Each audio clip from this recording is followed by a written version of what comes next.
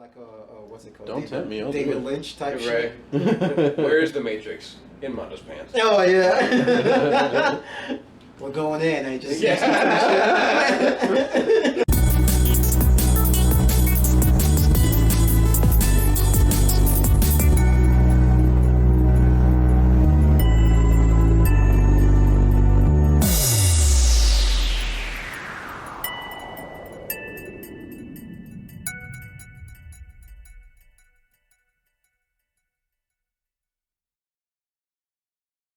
Sure. Yep.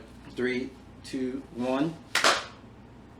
All right. So welcome to another episode of Mofos We're Long podcast. Yeah. And we invited Dave again. Yay! Yeah, like I said, I told Armando, like, after the Hudson Hawk episode, we had to have you again. Because, one, you presented so much information that I did not know about that movie, or anybody would. Well, I hope that I'm able to contribute as well as I could before. Oh, yeah. Because Hudson Hawk I've seen a million times. This Yeah. I saw yesterday once. Oh, once? And here I am. Did you see it in theaters like Armando, or? No, on HBO no, Max? no. HBO Max. Okay. Oh, yeah, so, yeah, this is the Matrix Resurrection episode.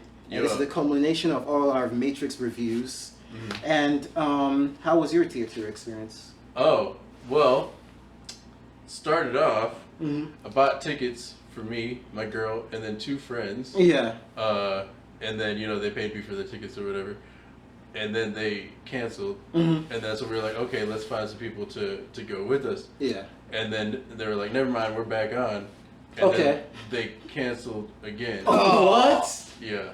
Oh. So I was like, okay, so we had two extra seats there, whatever. Okay. So yeah, but it was pretty good. I liked the fact that I saw it in the theater. Okay. I definitely because I got to see about half of it again at home on HBO Max, and there's definitely some things that like didn't hit as hard as they did in the theater.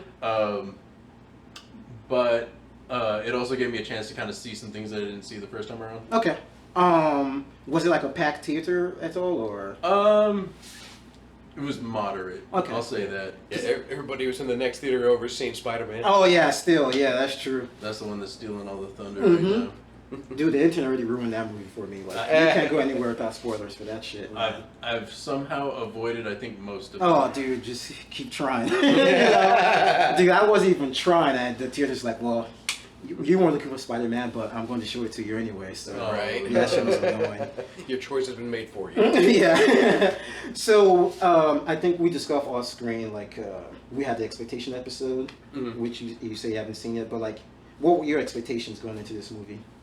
I was expecting this to be terrible. Honestly. Okay. I was expecting this to be even more disappointing than Revolution. Oh, really? Because, I left watching Revolution and Reloaded just underwhelmed. Oh, really? Okay. And it took me watching them a bunch of times to just be like, all right, I'll accept this. Okay. But this one, I finished it and I was like, I don't even know what the fuck I just saw. Yeah, we're definitely going to that. So, and I knew that the Wachowskis had a string of underwhelming performances since then. Yeah. I would like to cite Jupiter Ascending as possibly one of the worst movies ever. Have you seen that one? No, I haven't. Oh, seen yeah. Oh, dude, it's great. Mila Kunis? Channing Tatum is a cat for some weird reason. Okay. And Eddie Redmayne tries to channel Gary Oldman from Fifth Element. Yeah, he did. But terribly. He just kept yelling throughout the whole movie. And then they tried to get Mila Kunis to act, which she cannot do. She can hawk bourbon all she wants, but yeah, she is not meant to be an actress. She was a kid as Jackie from that 70s show. Yes, because she played a dumb, a cute girl. Yeah. Which is a shame. She's not a dumb person. No. But, Keanu Reeves is awesome. But he's not a great actor. Yeah, we've discussed this. He's so many times. a good presence. He's a good person too. I think He's a very good person. I think the first portion of this movie definitely highlighted that. Oh yeah. I think the whole movie does, honestly. Oh, for real? Yeah, I think so. How many jokes did they make about how he has not aged Oh. in 20 years? There were at least 4 or 5 of them. We'll get into that. But like, so yeah, what's some of the information you knew about this movie going in? Like, I guess from all of us. Okay, so originally it was going to be the Wachowskis, but Lily had to. She's got a show that she's running, I think, on Showtime. So she wasn't able to be a part of it, but she gave her blessing. Mm-hmm. So Lana directed it. She also co-wrote it with a guy named David Mitchell, who wrote Cloud Atlas, the book, and another guy named Alexander Hammond, who wrote a book called The Lazarus Project, which is about a Jewish immigrant that was killed by a cop in 1908 in Chicago. Mm. So you have 2 novelists and then a screenwriter / director who all wrote the script for this. Okay. And it really shows, because a lot of this dialogue is really on the nose, you know, with the exposition. Yeah, it's not a subtle movie. That's something I'll say. It's very like in your face about its intent. Yeah. They originally wanted to release this in 2019 to make it 20 years since the first, but COVID shut everything down. Mm-hmm. And they were actually contemplating not finishing it and having it be one of those great Hollywood lores, like one of those great unfinished movies that just existed in the ether. But Keanu and Carrie-Anne Moss, they were all just like, no, finish this movie. Really? Okay. So that might explain a lot. So we have them to thank or blame. Yeah, that might explain a lot too. Does anybody know about the story about like I should look this up, but the choreographer, the fight scene choreographer, like remember in the original 3 that had some guy from like Hong Kong doing it. That guy was kind of old. I don't know if he passed away or he just didn't come back or something. Because the fight scenes in this movie definitely felt much different from the original trilogy. I'd say the whole feel of the movie. Oh yeah, for sure, different from the trilogy. Mm-hmm. But you want to add anything or? That I knew going in. No, I knew about the major players that were going to be in it. I knew they were going to bring back Sati as a character. Yeah. I knew Neil Patrick Harris was going to be involved. Obviously, Keanu and Carrie-Anne Moss, everybody knew that they were coming back. We knew about Lawrence Fishburne being replaced. Yeah. Can you tell me the actor's name once again? For what? Yahya. Oh, Yahya Abdul Mateen. Yeah. That's right. Yeah. Okay, because I know his face and I know his work. He's a very good actor. He was in Candyman, the new Candyman. Yeah. I haven't seen that I haven't yet. seen that either. I have to see it. But he is a very talented actor. And what I was very wary of going in was that like an idea that he was going to play the same version of Morpheus. Yeah. And I was like, oh god, this like it's gonna crash and burn. Not that he's a bad actor, but just like trying to replace someone, like impersonate somebody. Yeah. And honestly, I should have known from the way that they handled character replacements in the original trilogy that they were gonna make it make sense. Yeah. But I just kind of had that fear going in. Yeah, same with me. Like, well, I didn't really know much going into this movie.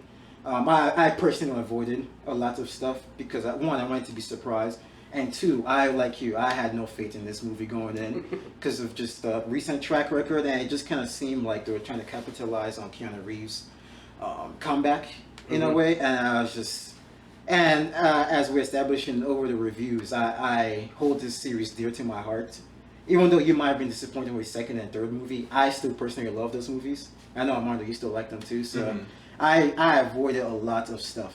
And yeah, so with that, I guess we go into the movie. So yeah, we'll introduce the introduction of the movie. How do you guys feel about that? Like the first, like maybe 10 minutes. It was basically shot for shot the first Matrix. Yeah. Just with different actors. But instead of Agent Smith saying, you know, your men are already dead, you got Morpheus is an agent? Yeah. For some weird reason. And then it's not Carrie-Anne Moss's Trinity, but a Trinity lookalike. I was wondering that too, yeah. And then you see these folks, which were introduced to Bugs and Seek, who are monitoring this, but we don't know who they are. So we're kind of confused. It's like, are they in the program? Are they watching it? Which they slowly showed later on that they were just watching it.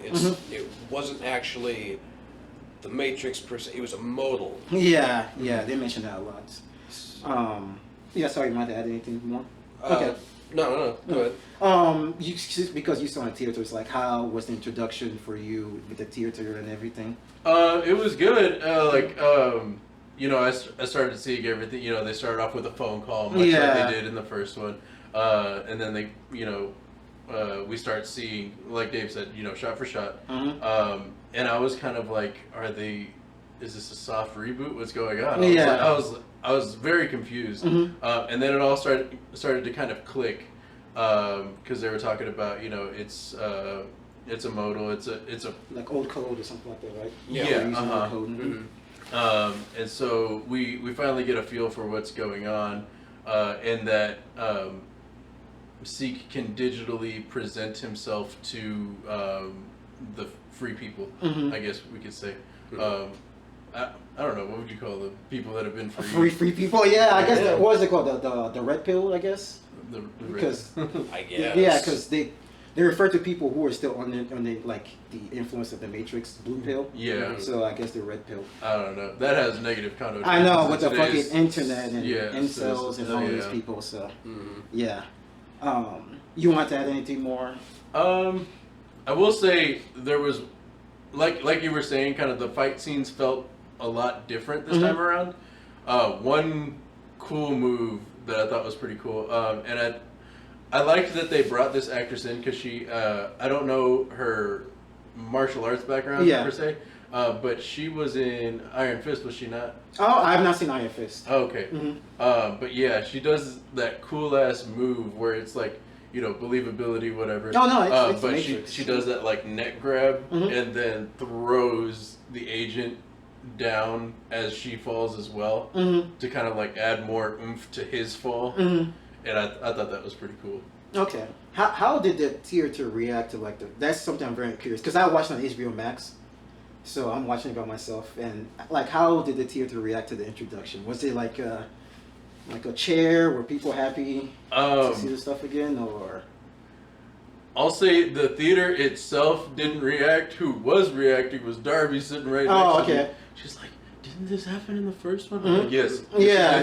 Okay. Did she enjoy it? Did she like all that stuff? Or? I think she did like it. I think she gave her own rating to me, which I don't. We'll review it, I guess.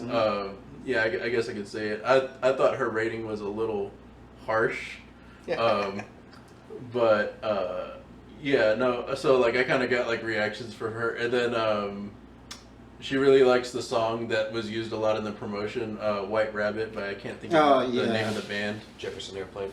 Okay, there you go. Yeah, and so when it started playing in the middle of the movie, she's like, "Oh, you're using the song." Man. So for me, my experience is way different from you guys, man. When I saw the intro, I was like, God damn it, here we go. Yeah. This is what I did not want. This is not what I remember. We were talking about expectations. Oh, you were talking about the highlights. You're talking about you didn't want it to be just the highlights, bro. The highlights of the old movies. When it started off, my blood was fucking boiling. Yeah. Bro, I was thinking about you the whole time. Yeah. I was like, ooh, he's gonna be pissed. Dude, you were right. You were right. The reason I bring up the theaters and stuff like that is because I wonder if I had a different, if I went to the theaters, maybe people were cheering, I wouldn't have been as mad, Yeah. And another thing too, because we just watched the trilogy last week, Yeah. So in my mind, it's I literally just watched these movies last week, man. Why are we rehashing this shit? So I have an experiment, and I told my brother to watch this movie, but don't watch the previous ones. Just watch it and see if all this stuff hits for you. But yeah, the when they go back to when they introduce with the Trinity fighting, I was just you already lost your identity because now you're attaching it to the first one. Right. So yeah, you want to say? So did anybody else notice how terribly awful the agents are at shooting? Oh yes, they went to the stormtrooper school of shooting. They could not hit the broadside of a barn. Yeah. And before, when they would shoot bullets, they would go into drywall, and it was a drywall shot, nothing else. These guys were shooting everything metal, and it was like sparks from like fireworks that were just so over the top ridiculous that there was a part of me that's like, that's really stupid. And then another part of me is like, if I was a kid, that would be amazing. Yeah. And I like, so they bring in Morpheus as an agent. Yeah. And then Bugs tricks him into taking the red pill. And he goes from a pretty spot on Lawrence Fishburne impersonation to being a really swishy clown. He went to like damn near. Sorry to cut you off, but he went to like the Big Lebowski almost to me. He's just acting like fucking high and shit like that, Yeah. man, acting like he never done drugs before. Maybe he hasn't. Yeah. He's like swerving in front of his fellow agents, and he's laughing, and he's like dancing. Yeah. And it's like, dude, that's not fucking Morpheus. In a way, I'm glad he did that because I'm able to separate them. I'm able to say, okay, this is not Lawrence Fishburne's Morpheus. This is some other version of Morpheus. Yeah. And we go, I don't like it, but I'm like, at least I can separate them. Yeah, because Lawrence Fishburne Morpheus is stoic. That's a fucking leader right there. And then this new Morpheus is a clown. Yeah, wear fucking Steve Harvey suits the whole fucking movie. But any opinions about you already mentioned like Morpheus and your worry about that. Like how did you feel about the execution? I did like the way that they resolved the opening scene being shot for shot the first scene.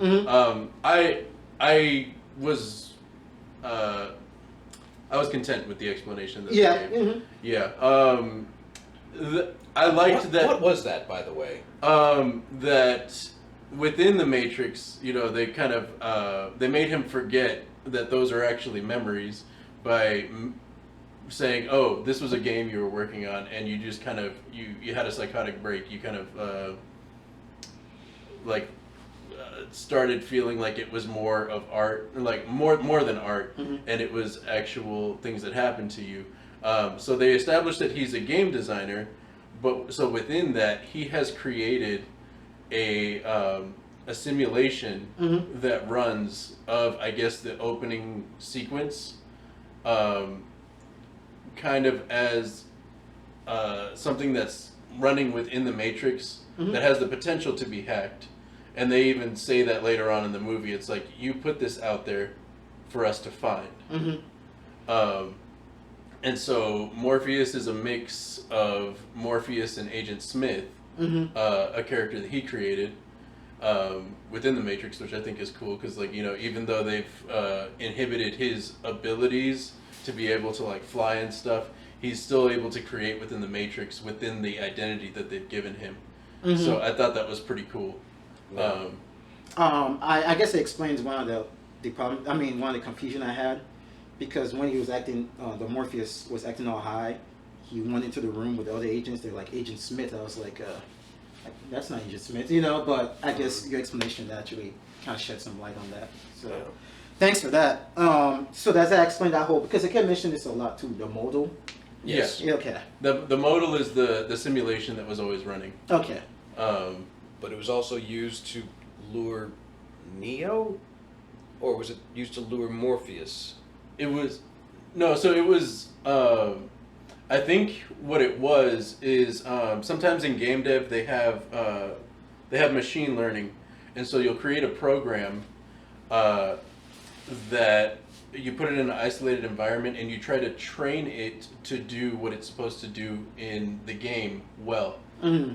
So for instance, let's say you have a driving game, you create a little car, and you are constantly feeding it numbers and say, okay, big numbers are good, small numbers are bad. So if you're supposed to try to get it to do its fastest lap around the track, and you say, okay, if you go in reverse, if you're going the wrong way on the track, feed it negative numbers. Okay. If they go off the track, feed it smaller numbers. Okay. It gets the bigger numbers by going on the track. And then you teach it all of that and leave it alone. When it first starts doing its lap, it's like it's like a new driver. Like it doesn't know what the fuck to do, it's like and Morpheus. then you leave it alone for a couple of hours. Yeah. Okay. And by the time you come back, it's like drifting over that track. It's like initial. It's like it teaches itself to be good at the parameters. That you set for it. Okay. And so that's what this world was. I think it was a training program for the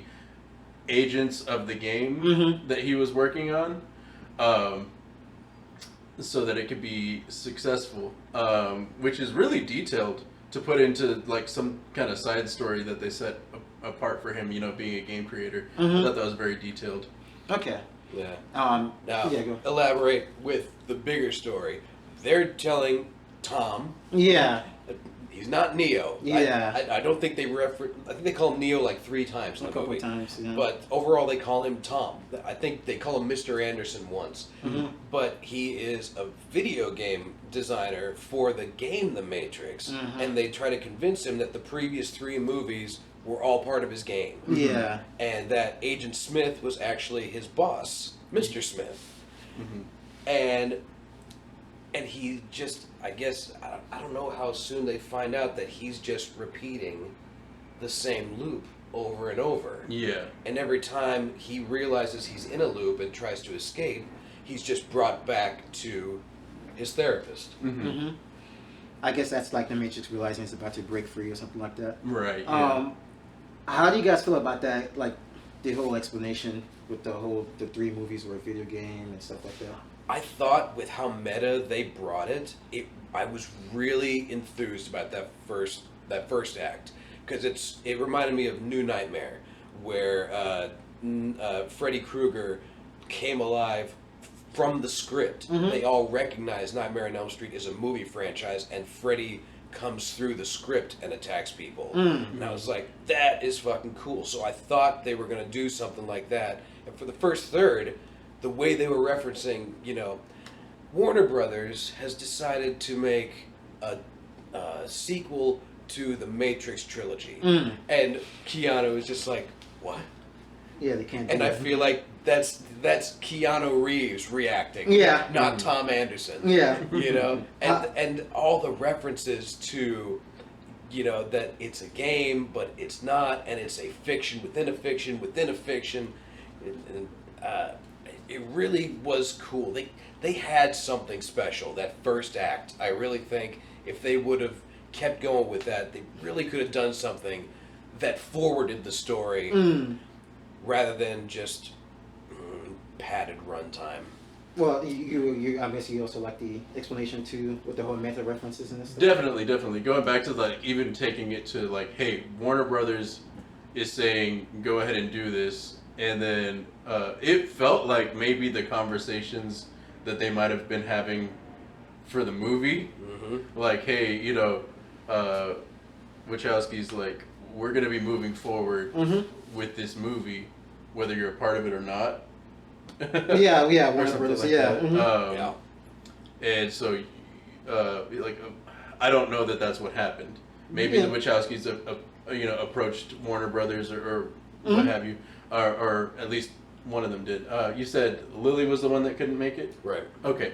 So I guess, maybe Lana approached Warner Brothers and said, hey, I've got a great idea, let's go ahead and make it. But it seemed like, and even in the boardroom when they're discussing what the new game is going to be, whether it's going to be more of a focus on the violence or whether we're going to focus on kind of the mind-bending aspects of the Matrix universe, I felt like that was probably a conversation that they might have been having while they were writing the script. Yeah. Very self-referential. Like, it almost seemed like they knew they were in a movie as they were speaking. Judging from what you guys just said, we're about to have different opinions about this movie. Okay. I fucking hate this movie, dude. I'm not going to lie. All right. And all of those lines, especially the Warner Brother line, made me hate this movie even more. Because it's just like, I didn't come here to get an explanation or anything. I just came here to see the continuation of this story. You guys doing all this stuff, it's like a perfect excuse to like basically suck your own dick and tell me like, hey, remember how good Matrix 1, 2, and 3 were? Oh yeah, like let's show some scenes from like, motherfucker, I know, I watched the first 3. You know, you don't have to tell me how good it is. Well, in case you missed it, they put scenes of it. They could have cut all those scenes out, and that movie would have been an hour 45, literally. They put in scenes from the movie. Yeah. As they were doing the same exact scene, but in their time. Bro, man, like, you say you like the first act. Dude, I was so furious at the first act. I was so mad, I was missing plot points. I didn't count down onto the second act. And because the first act was doing everything I did not want to see. Like, even the self-reference at the boardroom, all this stuff, I was like, you guys are just talking about the legacy of the Matrix. I know this shit. I didn't come to this movie to hear about the Matrix. I lived through it, you know?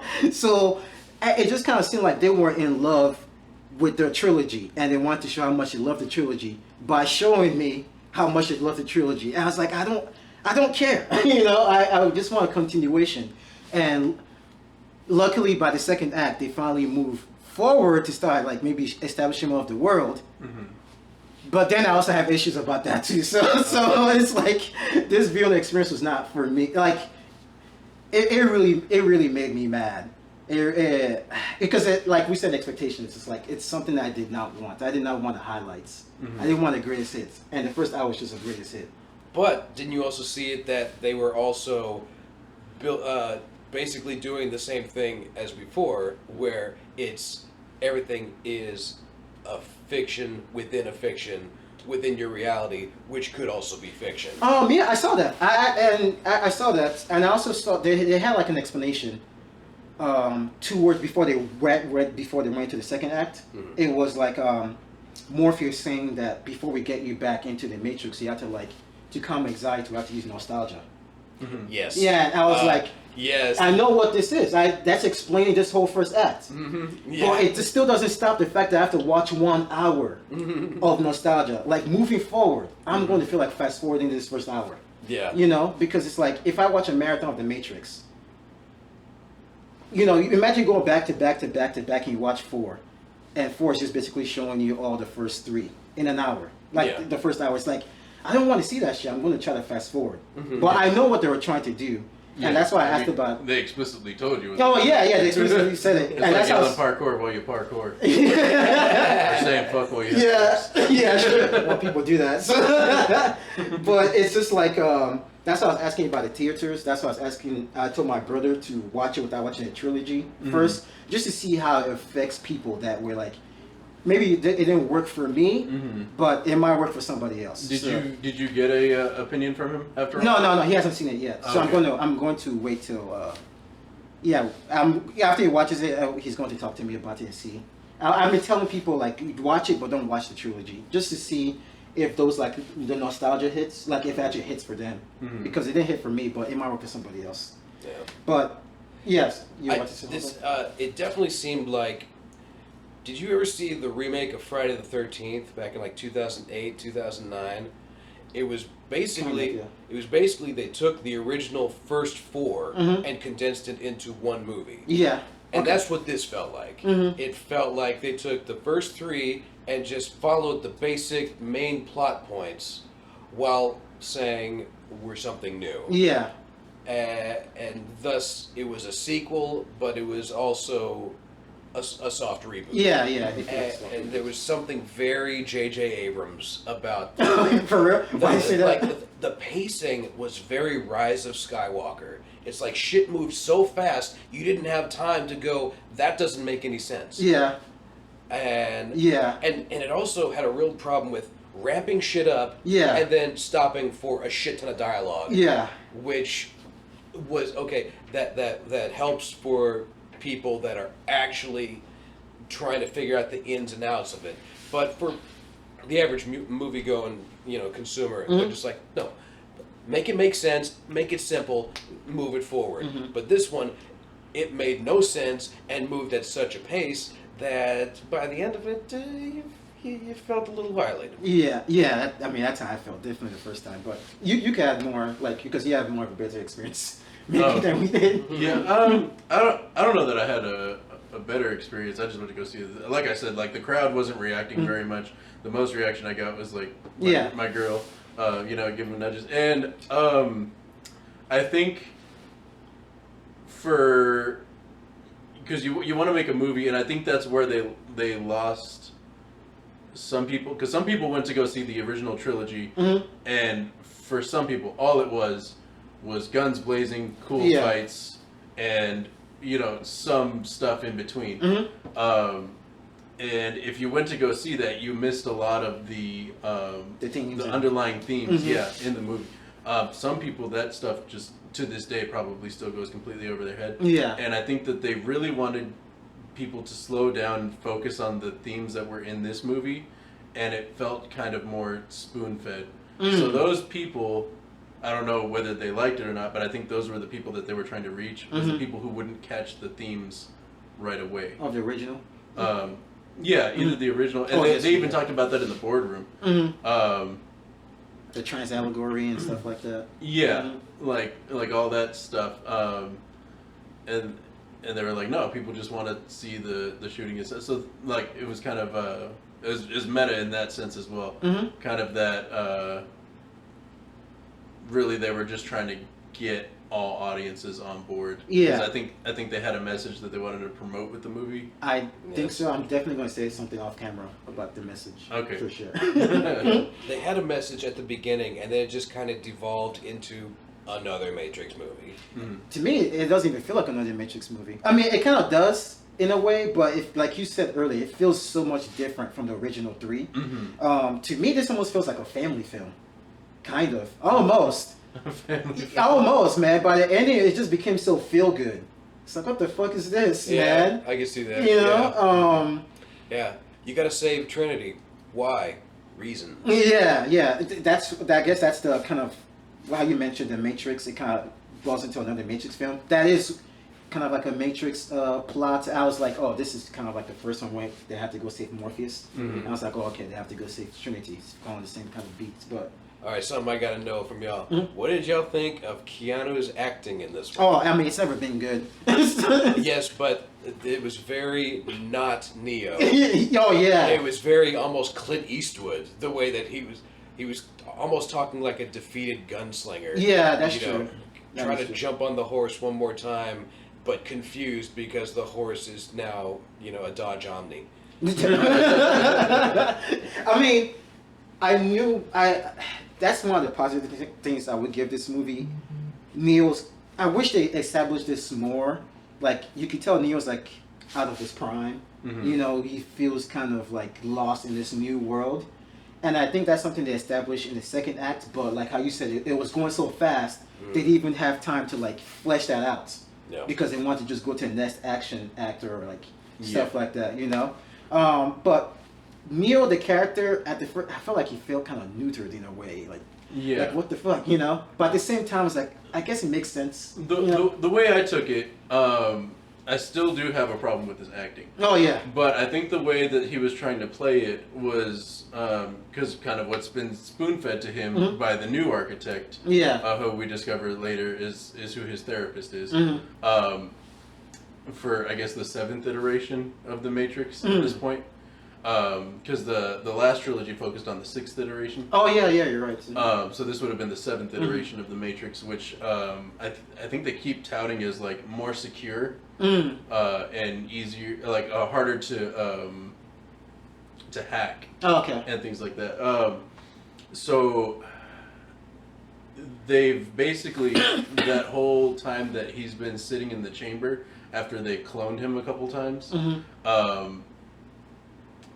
They've been slowly eating away at his character and making him feel like he doesn't have a good grip on reality. He doesn't have a good grip on who he is.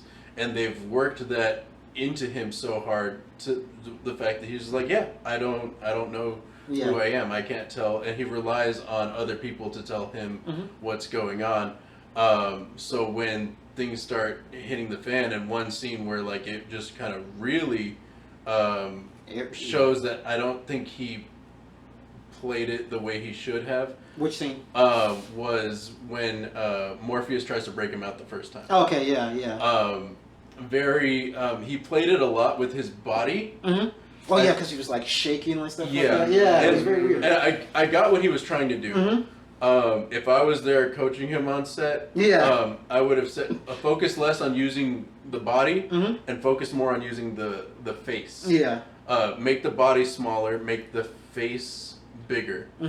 Because that was part of my problem with his performance. It was a lot of body and like, no, this isn't happening. What are you talking about? This is crazy. You definitely got right with doing this. Yeah. You did this a lot. Yeah.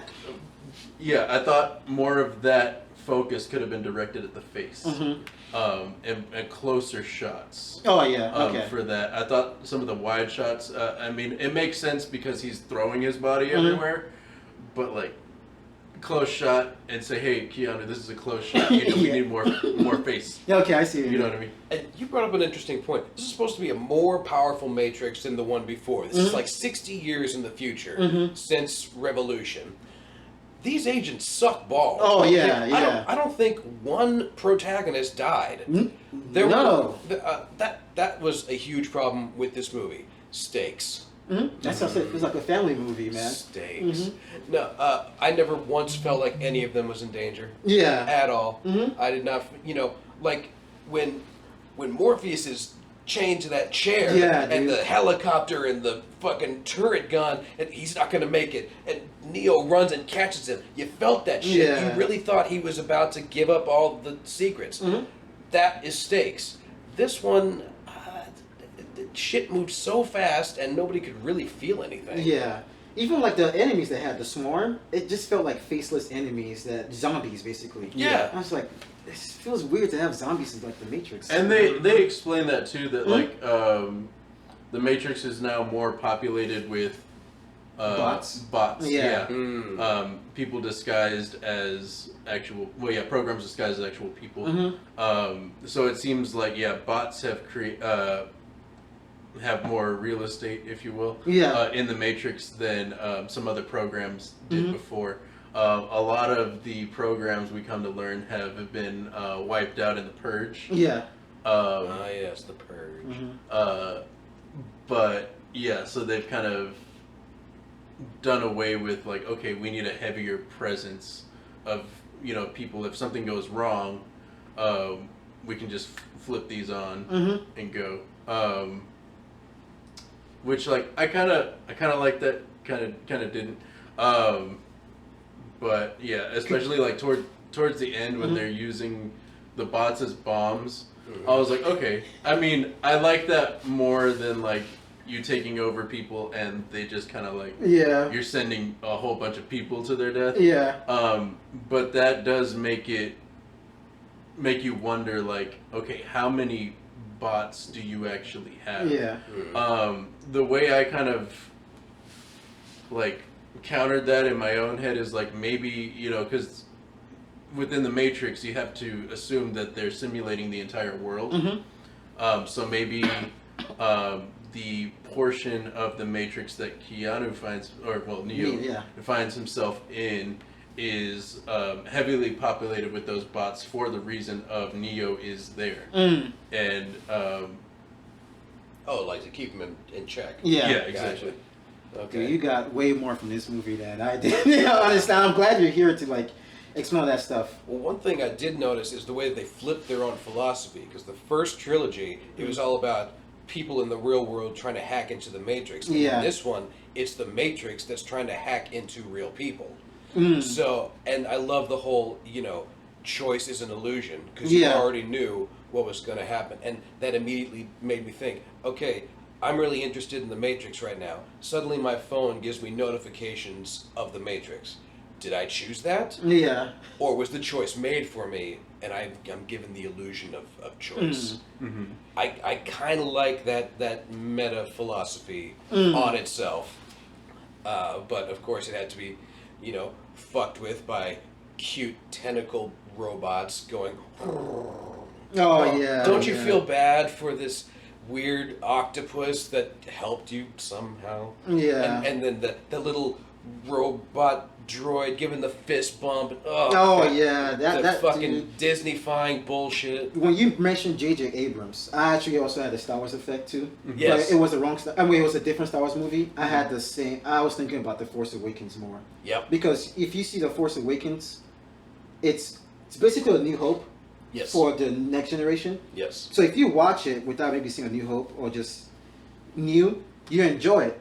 Mm-hmm. Then you watch A New Hope, you're like, oh wait, I've seen this already. Mm-hmm.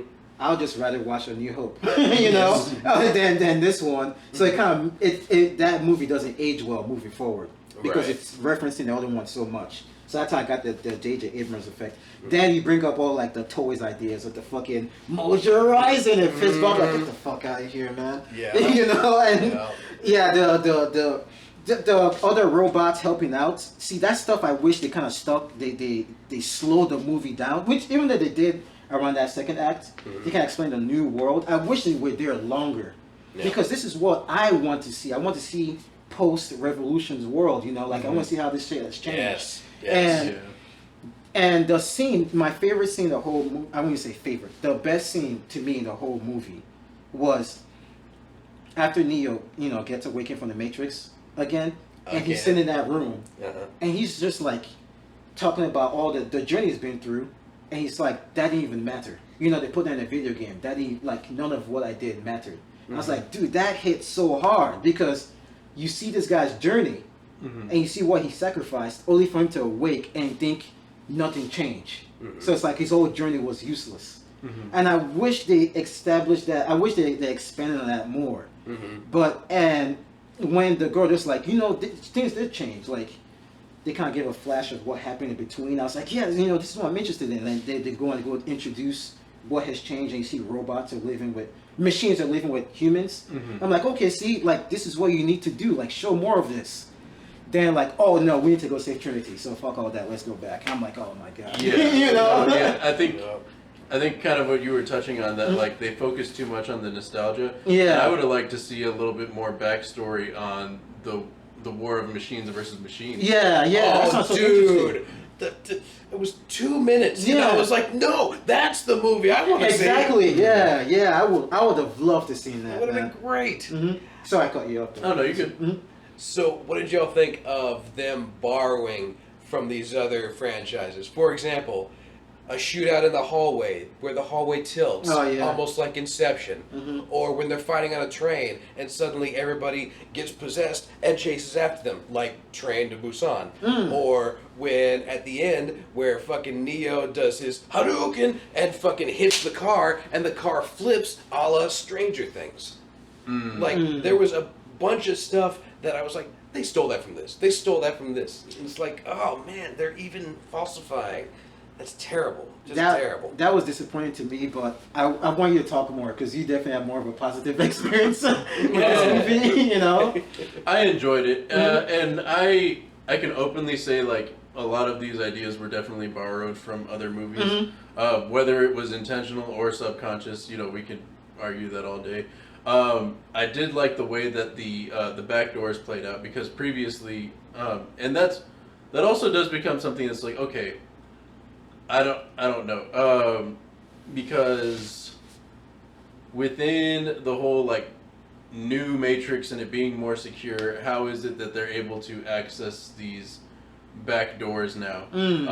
Which throughout the first film, it was like very few people. You had to know the key master. And the key master had to give you access to these back doors, and now crews can just access the back doors on the fly. Yeah. Unless they want to establish that Sequoia is like the best of the best, which I think he is pretty good, and they say he is one of the best. Yeah. But you think they did enough to show that at all, or? I did like the way, because like none of the other operators were able to have a digital presence within the Matrix. They were always over the phone within the first trilogy. And so he's the first operator that we see to actually be able to. They didn't really show any other crews. Yeah. So we never got to see maybe like another operator pulling the same effect. So maybe that's a testament to his skill. Yeah. maybe it's not. Maybe all operators can do that. We don't know. But yeah, just the fact that it's supposed to be more secure and they can just go through these back doors willy-nilly is kind of like, okay. But I did like the effect of like, okay, we're upside up in this one, we're upside down in this one opens sideways. I did like it as a visual shot. I thought it was really good, but I can acknowledge that they stole that, or, borrowed it. Which goes to, sorry if I... No, you're good. Which goes into one of my problems too, like how you said they're borrowing stuff, and it goes into the action I have with the problem too. It like the problem I have with the action. It's like, back then, the Matrix was an innovator. People were copying from the Matrix. Even to the point people were like, Inception is kind of like the Matrix. Oh yeah. Now the Matrix is born from other stuff. And it's like, what the fuck? Like, you guys were able to push boundaries before, but now you're born from everything that exists around you. It's like, it's not original. And two, the reason I asked about the choreographer, the action scenes were kind of mediocre to me, man. Oh yeah, a little bit. Yeah, they were really mediocre. Dude, it was like Taken levels of cutting. It was like eight cuts for one punch, unnecessary. And I was thinking like, because we've seen Keanu Reeves do stunts in John Wick 1, 2, and 3. Oh yeah. So I'm like, was he injured in this movie? Did he not have enough time to practice? Like, we know he could do this stuff. We've seen it not too long ago. It's like, why did they feel the need to edit all this stuff? And it became like how you mentioned, like Neo, like basically force push. Yes. And he did that so many times. By the second time I watched this movie, I counted. I had to count because it just seemed like everything resulted to him just doing this throughout every fight scene, and he did it like over like 9 times. It's like that one dude when you're playing Mortal Kombat just keeps doing the sweep the leg. Yeah, exactly. Because I guess it works, but it's just like. You guys are definitely hiding something with that, I think I took it more as like kind of like I said, the leg sweep. It's the one move that he knows he can do. Kind of like like I said before, he's been stripped of like everything, and so they even refer to it. He hasn't got his mojo back all the way, and they even made a joke about like you think you can fly, and then he's like. Yeah, no, that's not happening. That's the best joke in the whole movie. Yeah, I thought that was pretty funny. Yeah, but they established that in the original Matrix, he was the one, and now the way that the new Matrix works is he is half, whereas Trinity is the other half, and then together makes the one, which is why, spoilers, she is the one that can fly at the end. Yeah, we'll definitely touch on that later on. Right. But we just talked about the action scene and the fight scene, I guess. But in a way, I kind of feel like still doesn't make sense in a way, because another joke that actually worked in this movie, that's one of my positives. Some jokes actually did hit, well. When he was fighting those like exiles, and he's like, I still know Kung Fu.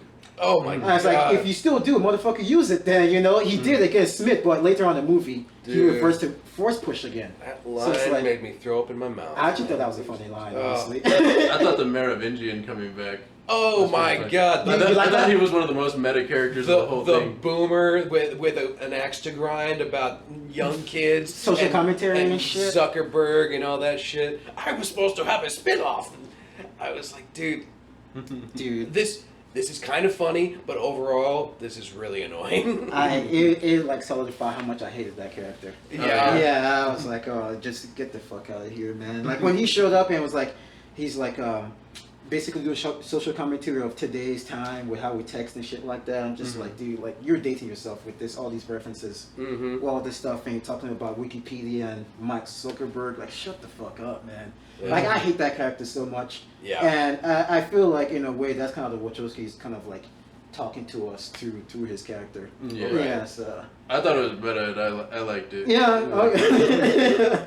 I mean. Because doesn't he even say something about like new Matrix or some shit like that? Yeah, he's talking about Matrix spinoff. Oh yeah, something like that. And see, they brought him back just a bitch. Yeah. During a fight scene, whereas Sati, yeah, she came back and she had 5 minutes, and that scene hit hard as hell when she was talking about her family was up for deletion and she's all grown up, dude.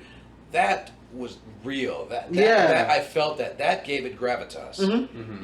Her and dude Jada Pinkett as Niobe was fucking wonderful. Mm-hmm. I thought she was absolutely great in this movie, and one of the few times in the movie where stakes felt like they could be there. She made shit actually important. Yeah, she grounded the movie. Yeah. In a way, yeah. To that point as well, the makeup artist did a fantastic job on her because, I mean, let's be real here, Jada Pinkett Smith has aged gracefully. Oh, I would say so. But you're like, she's still like, can't find a blemish on her, in my opinion. Like, you know, as far as like, you know, the way that her body is aged. Yeah. And they missed out on some good. They joked about Keanu not aging. They could have done the same with her. Yeah. If they wanted to. Yeah, that's true. And you know, props to her for you know, like you know, sitting there. There's very few times in cinema where they take the beautiful actress and kind of like Uglier up for a movie. Right.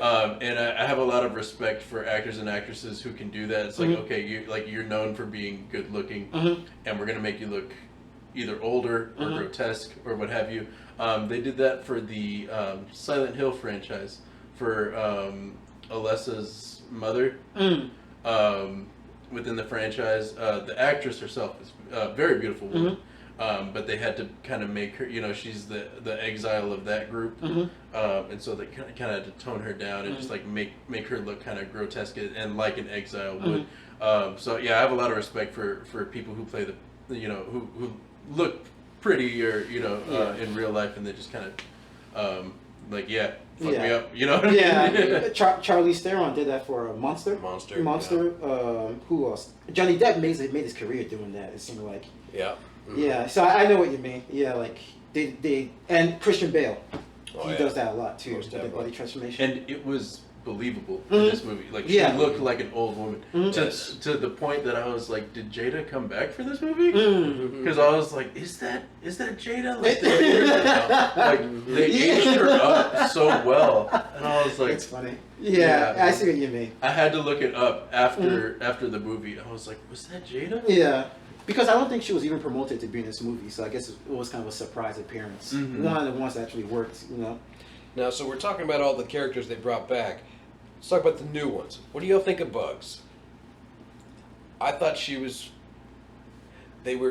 supposed to be the new Neo, but nothing she did was very consequential. It didn't seem like.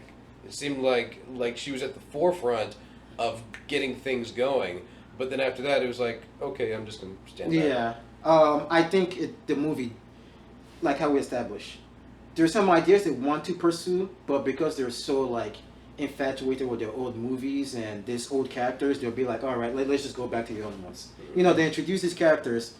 Before they can flesh them out, it's like, no, I know you guys only care about Neo and Trinity. Let's just go back to them. Like, no, like, if this... Establish these new people, you know, maybe you could use like Neo and Trinity to kind of get us as audience to come see it, but like these are people that exist in this world now. You know, like you know, flesh them out, give them more of a character. You know, so that we root for them too, and that we feel scared for them. Yeah, we're scared. Like how you said, there's no weight to it. Yeah, because there was, and I get the moment that they were trying to create when the crew. Of the ship that picks him up, the Nemesine? Yeah, something like that. Yeah. Or Nezamine. The Nezamine. There we go. That crew is definitely in danger. We see them in the chairs dying because they're getting hit by the swarm. And I get that we're supposed to be scared for this crew that has, you know, risked everything to save Neo. But since they haven't fleshed those characters out, it just doesn't hit the way I think they intended to. Yeah. Like, you about to say more? No, not really. No, it's going to your point. Like in the first one, even though Dozer and Switch, APOC, those guys weren't like the main characters, but when they die, you're like, holy shit. Especially when Mouse died, because they fleshed him out, they made him likable. You know, so when he died, you're like, crap, that's that. Okay, people could die in this shit, you know? Mm-hmm. Yeah. Yeah, but they don't have any of that in this movie. If they would have killed Bugs halfway through the movie, that would have probably meant something. Yeah. But, I mean, fucking Neo clearly killed Morpheus, and then he just came back as Sandman. yeah. By the way, into the just Sandman. a quick side. He's crawling up the side of a duct as sand, grunting, but then he just turns into sand and filters into the duct. Why were you grunting? You don't have like fully formed muscles. You're all pixels, man. I guess they were trying to establish, because remember right before he jumps, he goes through some like force field thing. Yeah. So that might have taken away some of his power, I guess. I think that's what they're trying to establish. Yeah. I don't get why he's grunting. I understand that, but I do get maybe why he couldn't like maybe just kind of turn into a swarm and just fly in or some shit like that. Because it's not really a person. Yeah, right? yeah, it's a machine. Morpheus is a program. Mm-hmm. Why is he exerting effort? He's a computer program. Yeah, I mean, I don't know, man. Oh no, some of the shit I put my computer through. Oh yeah, I'm sorry. all that porn tabs. Editing this shit. Oh yeah. When you shut it down, it just goes. No, because like, you know, when I'm editing, it's like, okay, we got us talking the video, then we've got us talking the audio, and then we've got like all the layers of like the graphics I'm trying to put up. Yeah. My computer's like, just holding on for dear life. You want me to do what now? So we're talking about a movie full of layers. As you're editing layers on Oh top, yeah, layers. you are and now everything. a part of the program. It's all meta. You haven't really. Oh, sorry, you about to say something? I was going to say, Neil Patrick Harris, I liked him Okay. as a villain. Now, I love that he slowed everything down, and that was one of the few times that I felt like, okay, shit actually could happen. Because shoots the gun, puts the apple in front of the bullet. Yeah. You know, yeah. I was expecting him to just go, this is legend, wait for it. Oh my god. Dare. Yeah. You know, but because he was like that X-Men character that could just run around in slow time and manipulate shit like that. And I'm like, dude, this guy is clearly the most powerful person. Yeah. Why is he still leaving shit to chance? Yeah. Also, you notice like that whole slowing down time thing. They only use it like twice in the whole movie. It's like if it's this powerful, you could keep using it over and over again to like even more of a threat. But it's like you establish it. You made a whole speech about it in this one scene, and you barely use it again. Yeah. You know, it's just like, what's the point of this scene? Yeah. Yeah, and they tried to make that meta too, because they were talking about in the boardroom, we need a new bullet time. Yeah, yeah. Yes. And then it's like, oh, this is faster than bullet time. You know what I mean? It was like, oh my god. Yeah, dude. Man. Yeah.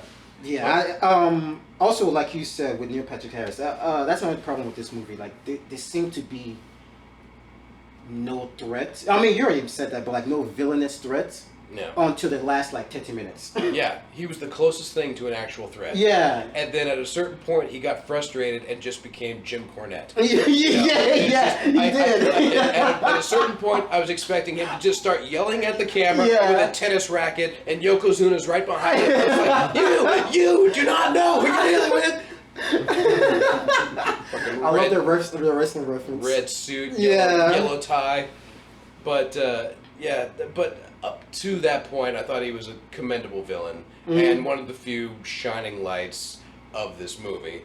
And it was around that time also that you had the scene where Tiffany and Tom, great choice of names, start talking in a cafe, and that was the best acting I've seen out of both of them in this entire quadrilogy. You think so? I thought so.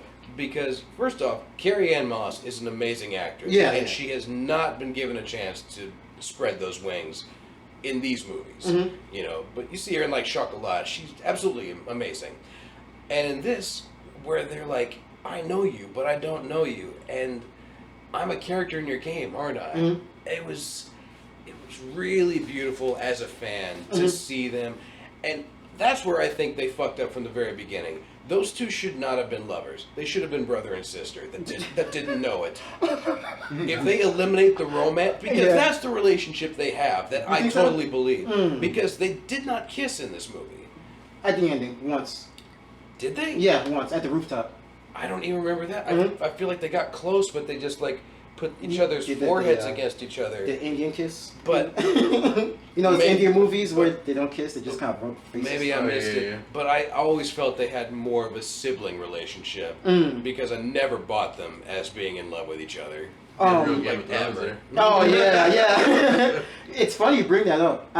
That's one of my positive points about this movie is I think they do a good job establishing the romance and the relationship and the chemistry. Wow. Yeah, I thought like that's one because remember the first one, the complaint you had was like the relationship seems kind of forced. Yeah. And I agreed with that too. But I felt like with each movie they kind of established more and more. And I thought they also did a good job here establishing like how the connection, how much they care about each other. Yeah. So that's a positive for me. Yeah. I liked that as well. Because like I said, that was one of my problems with like the first two. Was that whole like rush relationship. It's like I get that you don't have a lot of time to focus on the love when you're trying to like bend people's minds and then like also show them like this groundbreaking technology and choreography that you're using, but focus on that a little bit more. I felt like this was them kind of compensating for that, and I appreciated it. It's like Neo is nothing if not consistent about his love for Trinity. To the point where like he's been cloned at least twice that we know of. And 60 years after the initial trilogy ends, he is still willing to do whatever it takes to be with Trinity. Even to the point that like Niobe's like, you're gonna risk going to get Trinity, while that could mean like the desolation of all of our people. We spent years building a new place we call Io. Which I thought Io as a place was pretty cool.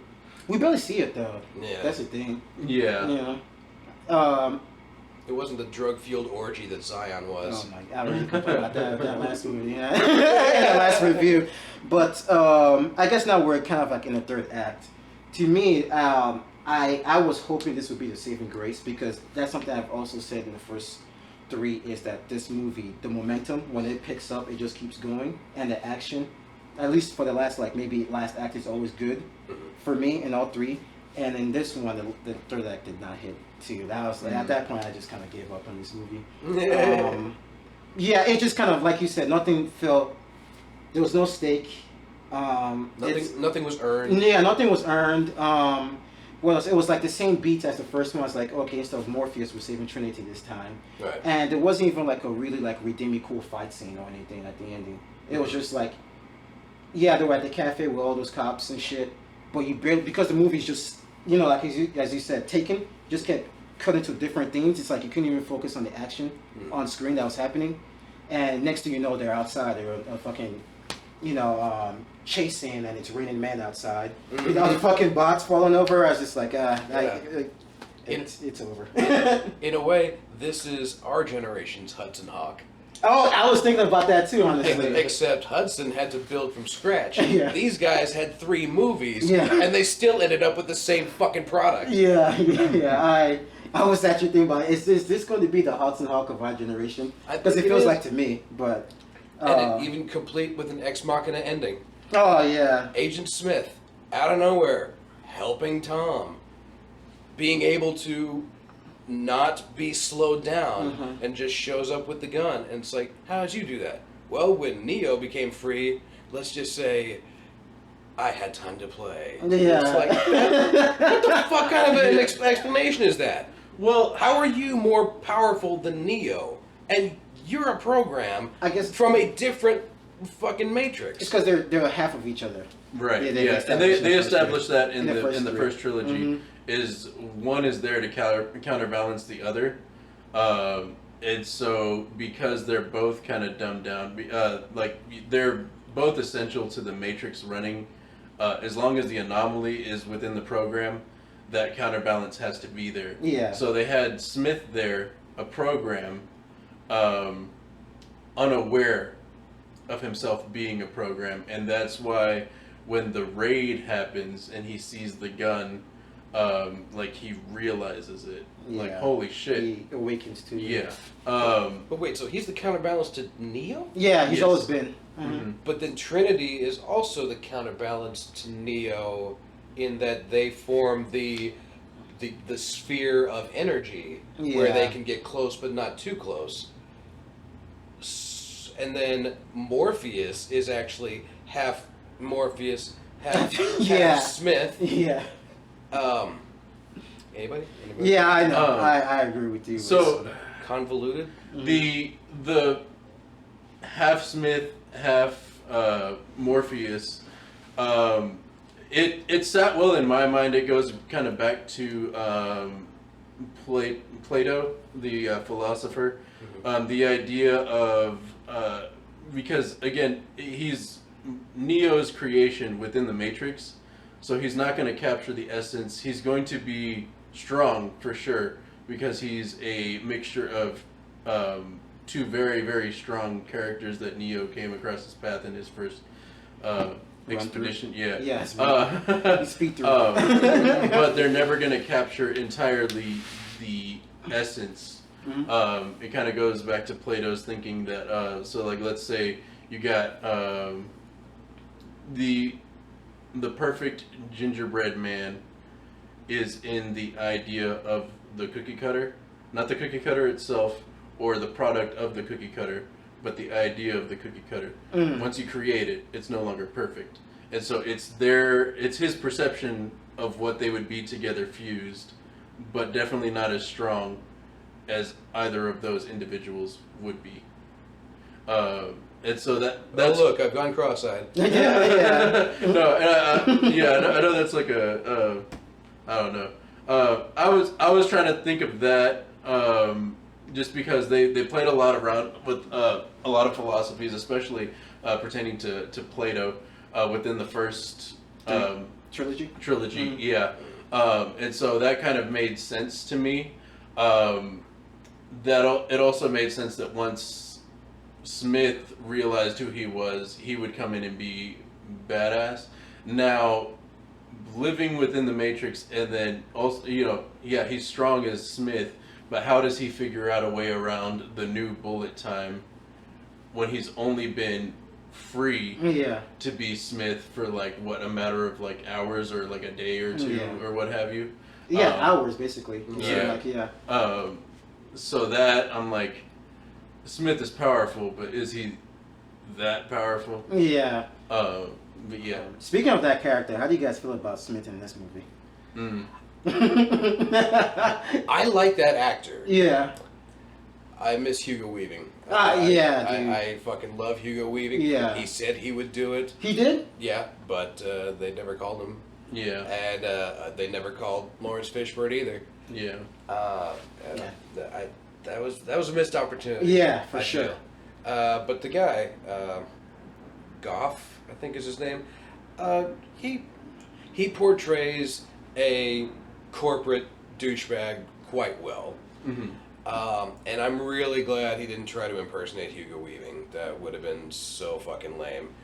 But I don't like that they were bitter enemies and then suddenly they're friends, and they never explain where... They may have explained what their common ground was at that point, but it shit moved so fast that it made no sense, and to me it felt like an ex machina. And no, it definitely was. Even though they do explain, he does explain it, I'm free to be me, and maybe all that shit, but it's still kind of, you guys just threw it in there so you save the day or some shit like that, Mm-hmm. But I did not like Smith in this movie. I don't know. Like how you said, you miss Hugo Weaving. When they showed a clip of Hugo Weaving, I got fucking hyped. I was like, oh yeah, let me go see the trilogy again. Right. But yeah, with this one, when he saw the gun and starts orgasming and starts shooting at them, I was like, okay, here we go. And He starts to orgasm. yeah, because he's like fucking doing that shit like that. I'm like, man. Yeah. Right. Yeah. I'm like, get the fuck out of here, man. It was definitely a callback to the face melting and turning into an agent. So I guess it was supposed to portray like, oh shit, he remembers. Mm-hmm. Oh yeah, for sure. But, like, I mean, another way to portray remembers, they fucking show scenes from the first movie too. You know, like come on, man. But yeah, by the second, like when they established him as Smith with the second fight scene he was in, I was just like, dude, I'm tired of this. I'm really am. You know, I don't want to see these characters or anything. Yeah, it's a good thing he didn't do like his best, like you said, Hugo Weaving impression. But some of the lines and some of his delivery was kind of corny to me. But it's just it's a new age Mr. Smith, I guess, or Mr. Smith, right? Not Agent Smith, right? Right. It's called Mr. Smith. You know? Oh yeah. Mm-hmm. So one thing that confused me, I was trying to get a handle on, how important is the cat to the rewinds? What do you mean? Because as soon as Neo is holding the cat, he's able to rewind, and like when they go revisit the new architect, he has deja vu. Yeah. And so like Trinity like fucks him up. He like pets the cat, it rewinds, and then Trinity continues to like fuck him up. Oh, I thought it was the finger. She was like, they were snapping their finger, then it rewinds. Oh, I didn't know it was the cat. Oh. Because if you notice, after Trinity fucks him up, they show like there's a close-up shot of them flicking the finger. Oh, is it? Mm-hmm. Then when she slices his neck, she flicks the finger again. She flicks her finger. Oh, right. Then he comes back up again.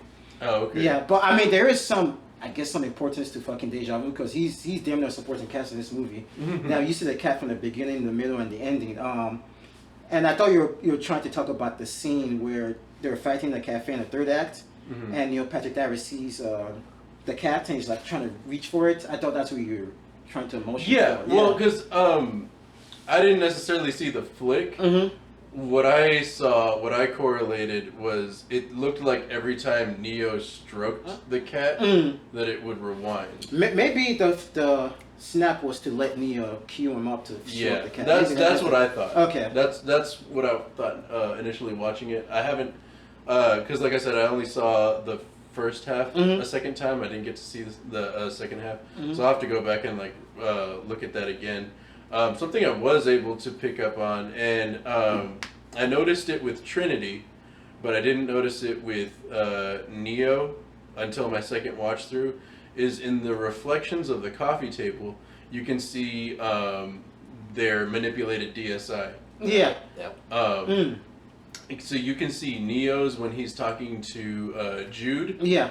And then you can see Trinity's when they're having that discussion about, which she's talking about like how she told her husband, like, doesn't that look like me? And he just laughed. Because, yeah, to everyone within the Matrix, they look, I think she's like a long-haired blonde lady. Oh, I didn't even see hers. I saw Neo's. Oh, yeah. Yeah, she's got like long blonde hair. Oh, I didn't even see that. But yeah, so that's something that I caught on my second watch. That's actually pretty cool. I'll give cool points for that one. And it's actually something I'm actually surprised they were being subtle about, because this movie is not subtle. But yeah, with Neo's, you see flashes until they fully reveal. Because when he was taking the pill in the beginning, you see a flash in the mirror of like a balding dude in the mirror. Yeah. Yeah. So his was more obvious than. Yeah, because they definitely showed him, and it looks like, because I was trying to figure out when he jumps, jump that in the third act, or well, no, so they flash back to it, yeah. With Bugs as still a window washer, and she sees it for a split second, like you see he's completely bald. So I was trying to figure out, like, okay, so was he like that manipulated DSI? And he like used to have like the shaved head, and like kept it very like Mr. Clean looking. Oh, okay. Because I think they had just won some award, a video game award, for the Matrix trilogy. And then I guess it just kind of like he let it grow out and it looks depressed or something like that. Or maybe they'll try to like Stop retcon that. Oh yeah. With like if they decide to move forward, because even the boardroom they say like, yeah, this is the things that we want you to focus on with the Matrix 4, and however many more come after. Yeah. And I was like, oh no. That's exactly how I felt, man. The analyst was like, first things first, let's make Neo look more like John Wick. Oh yeah. But I guess now that we're in the third act, I already kind of explained. I kind of said how I felt about third act. How did you guys feel?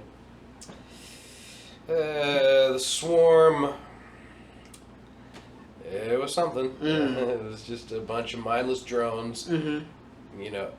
I like the one scene where the guy was just chilling with his wife, and then suddenly becomes a thing and just flies out the window. I thought that was awesome. Yeah, that was great. But overall, it was just a bunch of nameless, faceless crowds attacking these people, and then at some point they ended up on a building, and then they both jumped, and then she could fly. And then they're in another building with Neil Patrick Harris, torturing him in a comedic way. Yeah. Which took whatever steam that he had as a villain and just kicked it right in the balls. Yeah. And then they conclude with a cover of Rage Against the Machine. Oh, that wasn't really the song? No, it was a cover of Wake Up, because the original was Rage. Yeah. And they had, I'm pretty sure that was the band where the chick peed on the guy's face on stage recently. So I'm a huge Rage Against the Machine fan, and so is my brother. So when we heard that, we were just like, fuck you! Fuck you!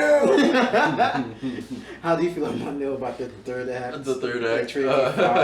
I thought that was kind of funny. That's why I was like laughing all over again. When the dude like he's chilling with his wife or whatever, it's like when you think your man's about to go cheat on you with the side chick and he just yeets himself. Oh yeah. That's funny, man. Oh man, yeah, no, because like and they really toned down the gore. Yeah. It's like green digital looking stuff. I guess they wanted you to focus more on the message, I felt like, than the actual gore of what was going on, and so they toned that down. For some reason, when they're in the ship getting hit and stuff like that, like you still see like the stuff coming out of their mouth and stuff. But yeah, so that was. I don't know how I feel about that, because it's like, okay, look at what we're telling you more, which like I think the first trilogy, even though some moments were a little gory. You didn't lose the message they were trying to get across. Maybe some people did, but so maybe it was kind of that way of like hurting people. Like, no, let's go more this direction. I didn't think they needed to, but I see why they felt like they may have needed to. The car flip. I know Stranger Things shots, but I didn't mind it. I thought. It looked cool. The one that like I didn't believe. Yeah, I'm sorry. And I know it's the Matrix. Like, how could you believe any of it? But there's that. Yeah. Like scrunching the car into the perfect ramp. Oh yeah. That I was like, okay. Even if he has the power to like force crunch things, there's no way that's gonna be the perfect ramp for a Ducati. Yeah. I see. But yeah, no, I liked how they kind of raised the stakes, because like the whole time the ones that we're worried about, the characters that we know and that we're attached to, are Neo and Trinity, and when they're pinned down by two helicopters, because when the first one shows up, I'm like, okay, Neo can make quick work of this, and then the second one shows up. I was like, okay, that was like the one moment where I was scared for the characters, and it's not because they established the dialogue very well, it's because the first trilogy has set up these characters as people that we care about. So it's not necessarily anything that this movie did that raised the stakes, it's what we know from previous. And so I felt scared for them, because I thought they were going to, kill them off and start a new thing with new crew the new or crew. whatever. Mm-hmm. You know, I was very scared of that. Because so like I'm fearing for their lives, but I'm also fearing for the franchise. Oh yeah. And at the same time, I'm like, don't do it. Yeah. Because who tried to do that? X-Files. Oh, they did. It looked like that was the direction that they were gonna go. Mm-hmm. It looked like they were gonna when they rebooted it, or well, not reboot. They just kind of try to continue it in today's society. Yeah. With Mulder and Scully, Mm-hmm. and then at some point they get like abducted. It looks like. Mm-hmm. And there's two agents, a man and a woman, that have kind of been following them. Mm-hmm. And I was like, no, you better not. Mm-hmm. You better fucking not. Yeah. He's like, I'll stop watching right now. Yeah. Fuck it. I don't care how much I love the X-Files. I will stop watching right now. And then, like, they didn't even revisit that. It's like, oh, yeah, we got abducted, but we're back. That's lazy writing right there. Yeah, it really was. Mm-hmm. I did not like the new season that they did, so I was like, oh, fuck this. But yeah, so I was afraid it was going to go that direction. I was, when the rocket came and he did the whole whoosh. That was awesome. Thing. It was awesome, but I was like, okay, if you had that power, why not like crunch the rockets on the helicopter and destroy them both at once or something like that? You know what I mean? Yeah. It's like plot hole, but yeah. The movie had a lot of them. Oh yeah, for sure.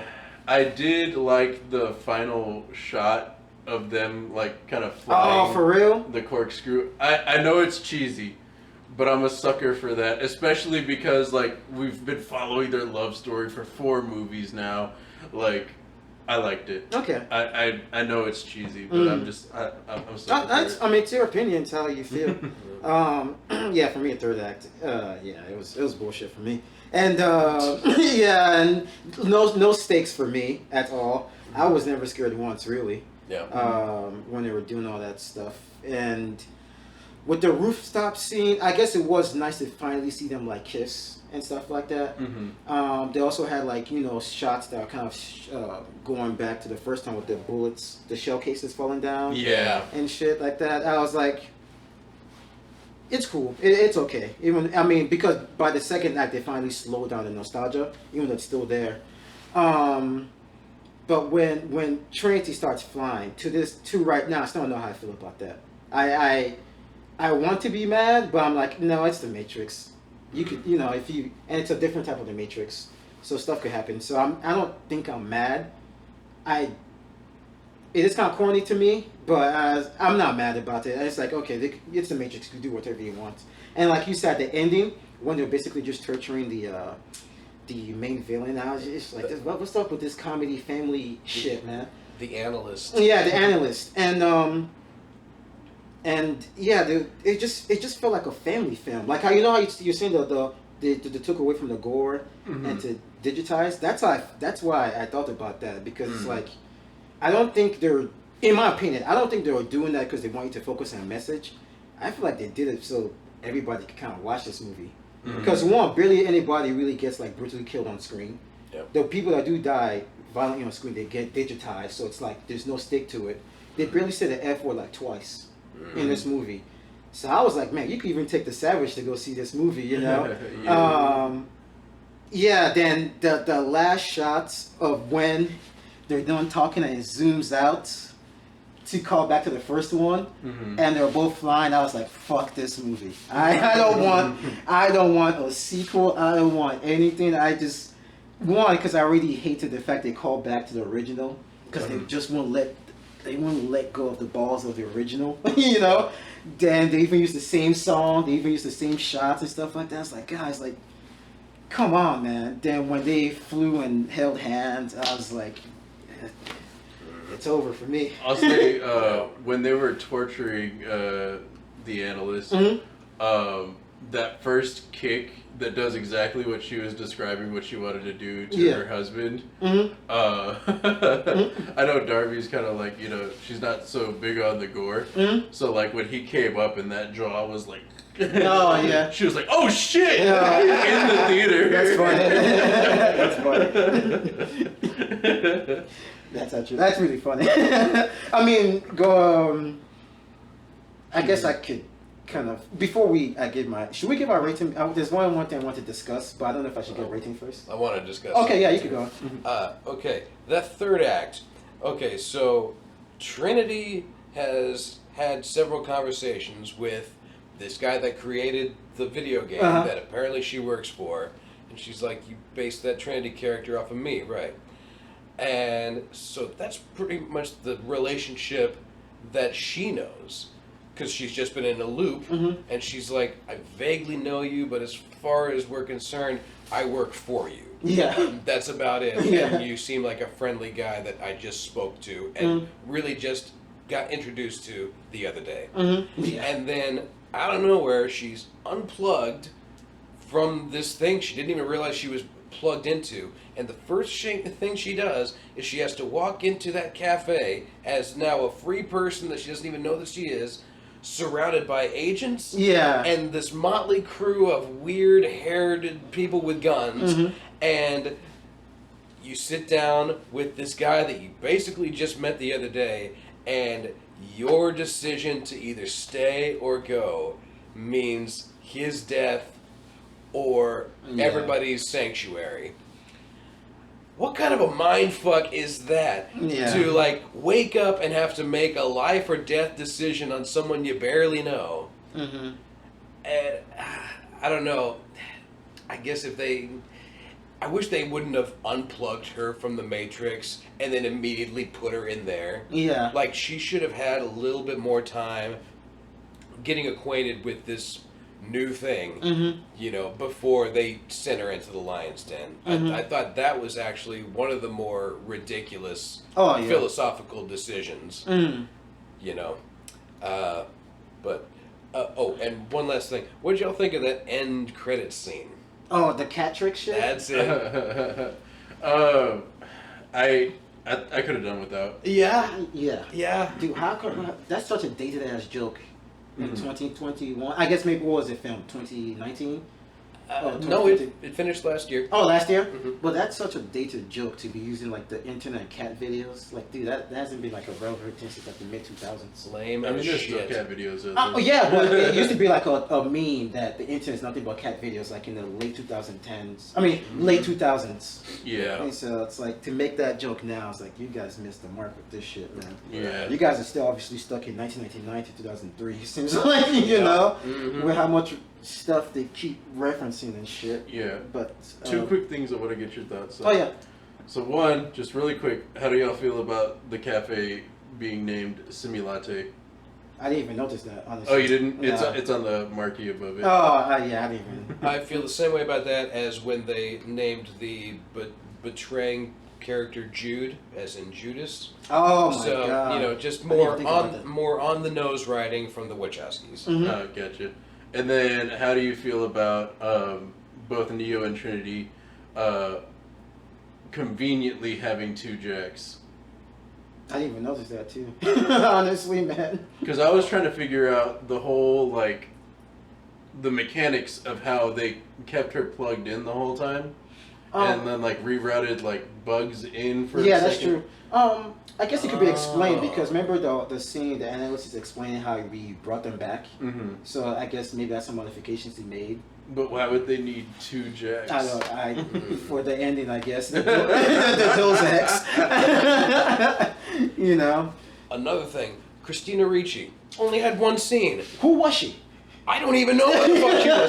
She was like a socialite, maybe? I don't know. I saw her in the credits, where was this girl? But criminally underused Christina Ricci.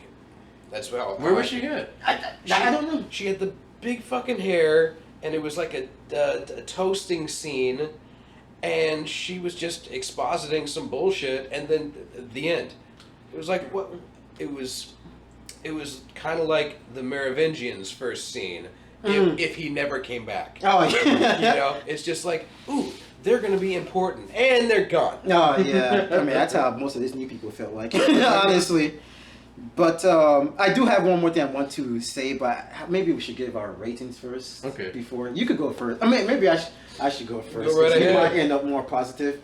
This is This is I've been battling with this all day. I have been. It's not going to be more than a 5, that's for sure. So I've been battling between a 3 to a 5, and I will I'll give it a 4, man. A 4. A 4 motherfucking. I don't even know. A 4 Raining Men bots out of 10. You know, because and my positives. The relationship, I think they do a good job of establishing the relationship between Neo and Trinity, still making that important. Some of the jokes, I was even surprised, it really hit well. The I Still Know Kung Fu, I know you didn't like that, but it worked for me. What's another one? There's another one. Oh, when they established like, oh, the people that's been in the same ship with Neo has died. And they're like, oh yeah, we're definitely dead. I thought that was funny. Yeah, and the best one that actually got me like laugh out loud was Neo trying to fly, and everybody looks embarrassed. I was like, that's actually really funny, you know. I'm trying to. What's another thing I like? I like some of the ideas they presented, with like like Neo being kind of defeated. Maybe kind of like the war, like the war of the machines against each other. The machines battling each other. I just wish they went more with that. Then that is about it for me, man. The negatives, the nostalgia, like dude, the nostalgia almost makes it unwatchable for me. I can't see myself watching this movie again, honestly, because it's too much of the other ones. And when I watch it, I'm just going to go want to watch the other ones. Right. Yeah, they didn't establish. There's a lot of stuff they could have established, but they choose not to because they just want to go to these like different beats so fast, like you said, like they don't even explain stuff. What else? No stakes at all, and it just didn't feel like a Matrix movie. It just felt so Disney-fied, honestly, and a lot of like stuff I hated. A lot of like the Warner Brothers line. I know you guys like that. For me, I didn't like it. I don't want you. And I know it's supposed to be meta, but I don't want you acknowledging that. What would you rate the movie? Okay, well, I only watched it once. I feel like I'm gonna have to watch it again. But just based off of that, the shit I liked, I love withered Keanu Reeves. I buy him a lot more than, you know, my name is Neo. Yeah. I loved Carrie-Anne Moss. I loved Neil Patrick Harris up to a point. I loved some of the philosophies that they touched on were very thought provoking, and they really had a good or a promising first act.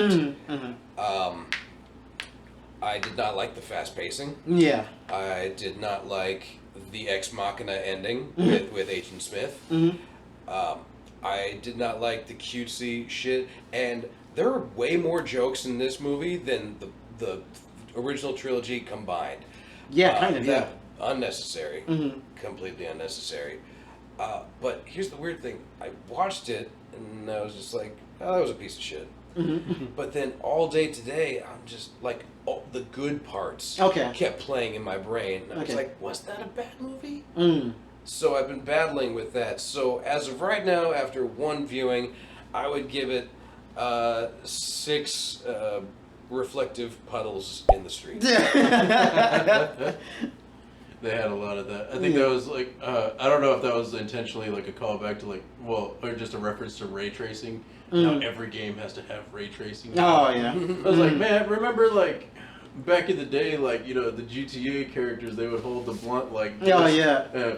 Yeah, roll it like that. Do you even blunt, bro? But like, I mean, and we were happy to just have 3D characters, and now like if a game doesn't support ray tracing, people are like, this is shit. Oh yeah. You know what I mean? Like, but yeah. Going into mine, I'll say I give it 6 conveniently crushed Ducati ramps out of 10. It's one of those movies that when I think about it, kind of like you were saying, Dave, it's some of it seems more well thought out, and you're like, okay, this is what they meant and stuff like that. But I wanted to be able to get that without having to think about it later. I think it's one of those things. It's like, okay, you get what they were saying, and you get the whole gist of everything and how everything works. After you watch the movie, you sit about it and think about it for hours. It's like, give it to us in a way that it makes sense within the initial viewing. And I get that they, the first trilogy had a lot of symbolism that, people kind of found and broke down, and there's like whole theories on the trilogy. And I mean, YouTube's flooded with philosophy. People talk about the philosophies presented in the first trilogy. But really, if you're gonna bring us back to this universe, like I said before, there better be a damn good reason. I thought the reason was okay. You want to bring back the Neo clone because you don't want the Matrix to have him. He's an integral part of whatever war you have left to fight against the machines. I get that, okay, but then now it's like, why would anyone let him go back and try to rescue Trinity? They didn't know that they were going to be so powerful together, I guess. Yeah. So not knowing that, why would you even risk that? Especially since IO seems to like not have a front gate. Yeah, it does. It just got a hologram kind of sitting there. Yeah. Kind of like Wakanda. Yet another movie they stole from. Yeah. I did like you said, a lot of the jokes. I liked the Warner Brothers line. I thought it was like very meta. They kind of pulled that from the same thing that they kind of did with Space Jam. Space Jam talked about, Which one, the new one? Yeah, the new one. Warner Brothers, and this is a new thing that they're developing and stuff like that. So very, very meta. I enjoyed that. I could have done without all of the. It's one thing to call back to the original trilogy. It's another to just keep splicing shots, and it's just like, okay, you're showing. I would have liked to see Lawrence Fishburne come back to kind of play like an older Morpheus, just kind of like waiting for Neo to return, and he never did, because that's something that they touched on with Niobe. They have like a shrine to Morpheus, and a whole bunch of people just waiting on Neo's return. And it's like, I would have liked to have seen that, to kind of see Morpheus aging and dying, knowing that like he's still holding out hope, but it's looking bleak that he'll ever get to see Morpheus again. Yeah. Imagine. Ever see Neo again? You mean? Sorry? You said ever see Morpheus again? Ever see Neo again? Sorry. Dude, imagine if new Morpheus walked by one of those reflective tables and Lawrence Fishburne's was just in that. That would have been cool. That would have been awesome. Yeah. So yeah, I would have liked to have seen something. I would have liked to see them expand on the war between machines that are like, and because I do like that idea that it's like, Neo, you revolutionized what it means to be on our side. Yeah. I do like that idea. It's like, come on, man. You give us like a 30-second clip. Yeah. Of machines fighting each other, and that's it. Like, bro, that could be a whole. That's a whole movie. That's a whole trilogy. Yeah, that could be a whole Clone Wars series type thing going on, or something like that. Don't get any ideas. Yeah. Too late. Somebody's writing that shit down. No. But yeah. So those are some things. Like, I hope they're not like, we're gonna save this for the next one we pick. But yeah, no. So I would have liked to see a lot more of the ideas that they presented expanded upon. I thought that was kind of cheap. That again, Smith, within hours of realizing that he is Smith, being able to defeat the new bullet time. I thought that whole thing, and I get that they were trying to be meta with it. We need new bullet time. And like, oh, this is a problem we actually had with. He's like, we need something new. So it's like new bullet time, whatever. And I was just like, okay, so you even say this is your new gimmick? Yeah. That you got from the past movies. Yeah, and I was like, this is kind of cheap. I did like the whole Apple shot. I thought that was cool. Like I said, I like the Merovingian kind of giving social commentary on like today's time. It was, I wanted to know what the fuck happened to him. Yeah. He was like Playboy, fucking like just looking all sharp and shit, and now he looks like Robin Williams when he first comes out of Jumanji. Oh yeah, that's yeah. But yeah, no. Overall, it's a mixed bag for me. I see myself sitting down and watching it again, and enjoying aspects of it. But nothing like as often as I throw on the first one or any of the movies from the first trilogy, really. Yeah, I think that's all I got on it. Okay. I'm really glad you guys explained your points and were way more positive than I am, because I do think it's one of those movies that it's going to be a mixed bag for people, for sure. The one thing I wanted to ask, and you guys kind of touched on this. So with the world they've established so far, would you guys want to see a sequel? Would you guys want to see this established more, or it's just like, okay, let's end on here on this note? It depends on who writes it, and it depends on if they can get. I don't even know that I would want to see Neo and Trinity back, because it would just feel like, that like they're really kicking a dead horse. Yeah. So the only way they could make a sequel work that would actually move the story forward is if they used the new core of people, which they spent no time in really establishing as people we care about. So unless they're trying to reboot the entire franchise, I think it would be a mistake. Yeah, even at that point, even if they did go that direction, and it's like, okay, Neo and Trinity, we kind of like used all of that oomph up, and then tried to go that route. I don't know that I'd be interested to see that again. Kind of like what I was saying beforehand, the thing with the X-Files. Like, I saw a hint of that going that direction. X-Files, as I was like, I will stop watching. Oh yeah. I know that's one viewer you'll lose, but I'm sure a lot of other people feel that way. Yeah. I don't know that I'd ever want to return to the Matrix universe with a new installment, just because kind of like we were fearing going into this. I think that they did kind of sully the reputation that they had with this movie. And I know it's popular to hate on 2 and 3 from the original trilogy. I don't think that all of that hate is well deserved. I think it's just hard to match the impact of the first movie. But I did think that the first trilogy run through was solid. Like we talked about before, it closed the arc very well. Killed them off. Yeah, you're excited when you hear about Neo's not actually dead, and then come to find out, Trinity's not actually dead. I thought that they were gonna bring her back as some kind of distraction, some kind of program that's like imitating Trinity. Oh, okay. Come to find out, Trinity's actually been cloned as well.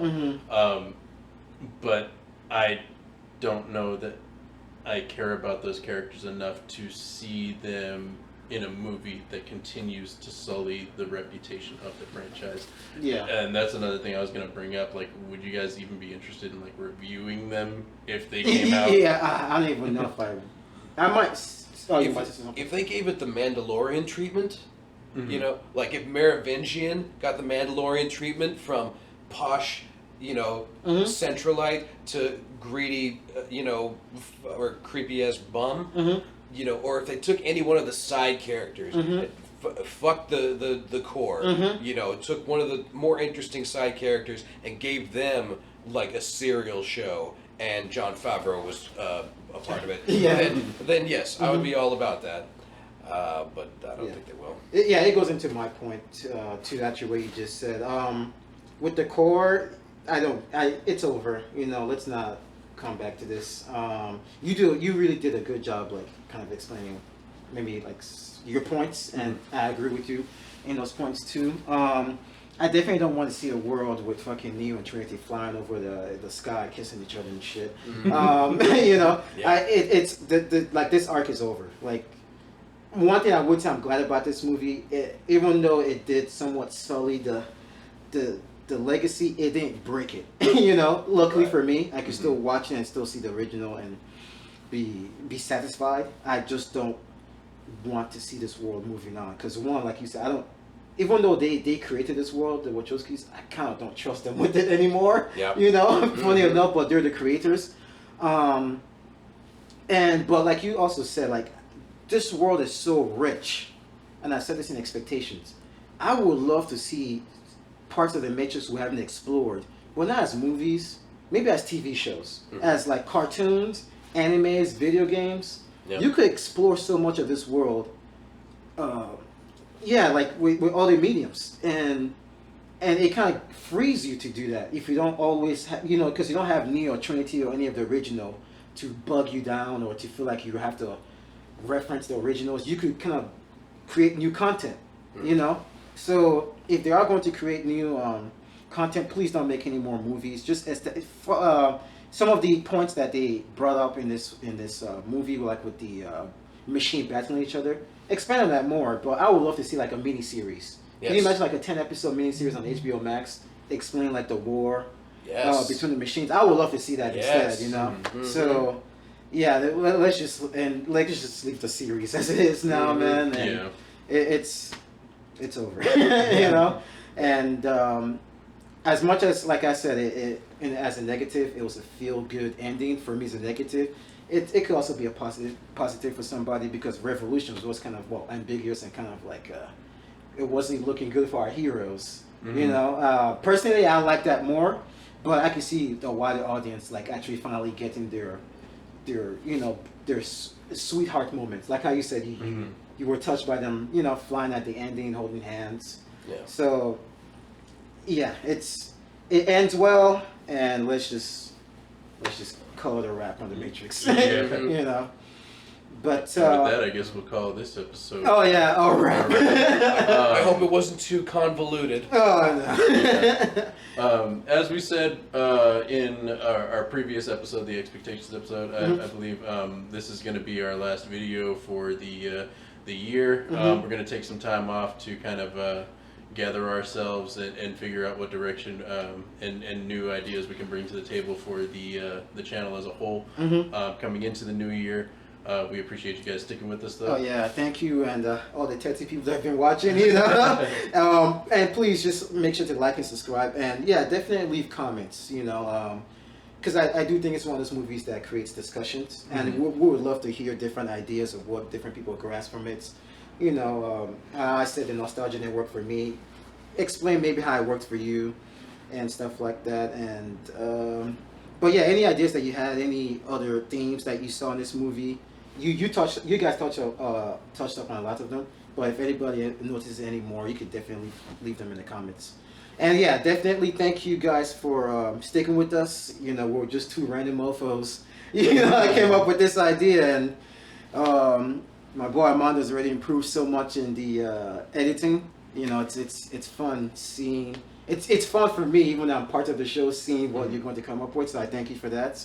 And I'm definitely going to try to improve more for next year. You know, try to get less shit wrong, and try cutting people off less. I'm working on that for sure. But yeah, we make sure to have a happy holiday, and we'll see you guys next year. Yep. See you.